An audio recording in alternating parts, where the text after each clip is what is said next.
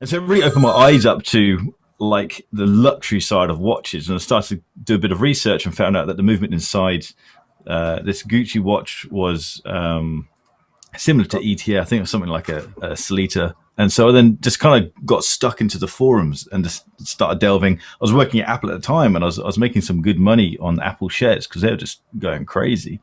So I thought, well, let's see what I can get. So I sold all my watches, cashed out all my Apple shares, and ended up buying my first Rolex.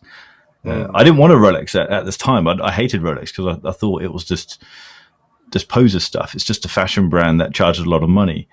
But for some reason, the more I tried to ignore it, the more my kind of searching just kept ending up going to Rolex. And so I got an Explorer 2 as my first watch. You said Explorer 2?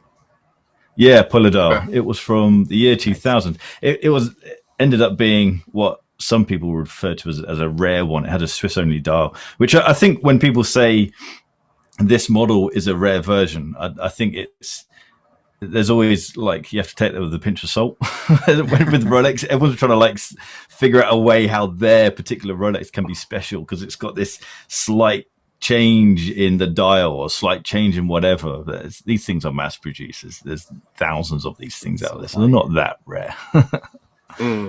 Man, that watch now is probably worth a lot more money, right? If you would. Oh shit! I got money off that. The dealer had it listed for 3,200. I dropped him an email and just said, I'll pick it up today for 2,600. He just replied saying, yeah, sure.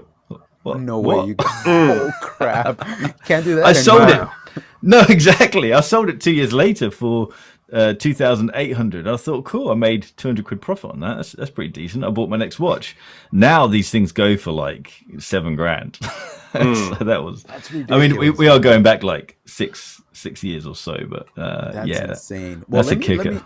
Let me stop you there. Do you think that watch, because you owned it, do you think that watch is worth $7,000? Would you pay $7,000? Oh no. That's why I refuse to buy one now, because there's no way that watch. Or this is one of the tricky things is worth. We will have different perceptions of what worth is. I mean, if you look at a Paul Newman Daytona, are they worth that much money? You have to want that style of watch enough to justify spending. It's not a technically good watch compared to watches now. It's also not a normal size of watch compared to what we have now. And that's exactly the same with the Explorer 2, is that the movement inside, it's all old technology, a very light watch. It's not a hard-wearing watch compared to what you can get now. And so I want the new Explorer 2. I actually want it more than the old version. But certainly when it comes down to money, it's a no-brainer. $7,000 for an old technology watch, or $6,500 for a brand new technology watch. It makes no sense. And I think that's kind of just sums up vintage Rolex now for a lot of people. Is it looks good from afar, nice for Instagram, but does it make any logical sense? For me, I don't think it does.